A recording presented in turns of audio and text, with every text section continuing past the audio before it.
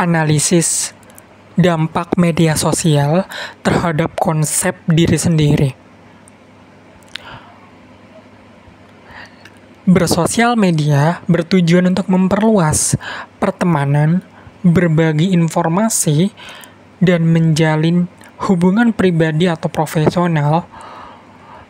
Platform ini juga mendukung interaksi dan pertukaran ide, serta memungkinkan promosi dan pembelajaran terus-menerus. Dampak positif dari sosial media itu sangat beragam, terutama untuk memperluas lingkar pertemanan dari orang di luar kita atau bahkan orang di seluruh dunia, untuk membangun dan membantu koneksi dengan orang baru dan memperkaya perspektif, baik itu ide, gagasan, bahkan budaya yang berbeda. Kita akan mendapatkan ilmu yang bermanfaat jika kita bisa mengontrol konten-konten yang positif. Dan kita bisa menggunakan sosial media untuk mendapatkan ilmu baru dan menyadari bahwa sosial media menyediakan sumber pengetahuan dan tutorial yang memudahkan pembelajaran dari orang-orang yang berbeda dan orang-orang yang memiliki pengetahuan untuk berbagi. Sekaligus untuk mendapatkan inspirasi dan pandangan ide dari orang di seluruh dunia dengan konten-konten yang lebih spesifik seperti motivasi, ide, seni, atau tips sehari-hari. Media sosial tidak hanya untuk menghibur diri sendiri, tetapi juga untuk menjadi sumber informasi yang tak terbatas dari orang-orang yang menginspirasi, mulai dari tutorial, artikel, hingga diskusi yang mendalam tentang berbagai topik. Hal ini juga memberikan kesempatan untuk terus belajar dan memperbarui pengetahuan secara cepat. Banyak influencer yang merekomendasikan buku, motivasi, berbagi pengalaman yang berbeda, ide-ide tentang hal-hal baru di luar sana.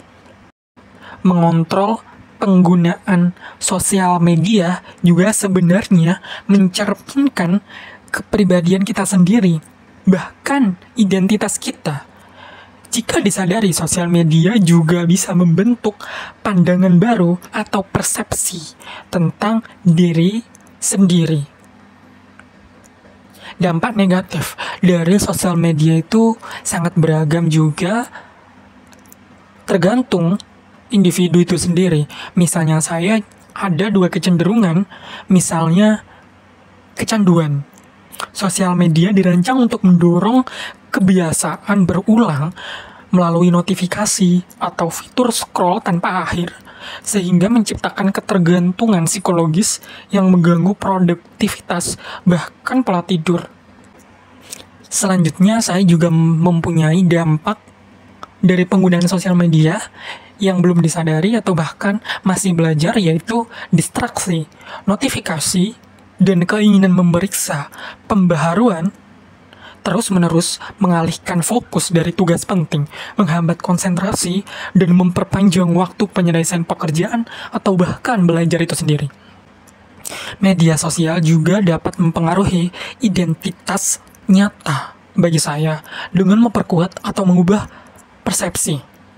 Dampak positifnya adalah memperluas jaringan sosial dan memungkinkan saya untuk belajar dari berbagai sumber, membangun citra diri yang lebih percaya diri dari inspirasi atau bahkan pengalaman baru dari inspirasi orang lain. Tapi sering melihat standar hidup atau penampilan yang tidak realistis bisa membuat saya membandingkan diri sendiri. Hal ini juga menunjukkan ada sisi baik dan sisi buruk yang perlu saya kelola atau saya pelajari lebih lanjut. saya juga merekomendasikan untuk membuat strategi mengelola sosial media. Dari sumber yang saya baca, menurut Psychology Today, berikut langkah-langkah efektifnya. 1. Menetapkan batasan. Batasi penggunaan media sosial misalnya 30 menit atau maksimal 1 jam per hari. Kedua, matikan notifikasi. Hindari gangguan dengan menonaktifkan notifikasi yang mengganggu. Ketiga adalah waktu bebas ponsel. Sisihkan waktu tanpa ponsel, seperti makan atau sebelum tidur. Dan keempat adalah kenali pemicu atau sebab akibat dari penggunaan sosial media. Identifikasi penyebab penggunaan berlebihan dan alihkan dengan kegiatan produktif. Jadikan juga bermain sosial media setelah belajar atau bekerja sebagai bentuk penghargaan atau hadiah atau self-reward. Demikian presentasi yang saya paparkan tentang analisis dampak media sosial terhadap konsep diri sendiri hingga mempengaruhi identitas saya atau perilaku-perilaku yang saya hadapi. Terima kasih. Wassalamualaikum warahmatullahi wabarakatuh.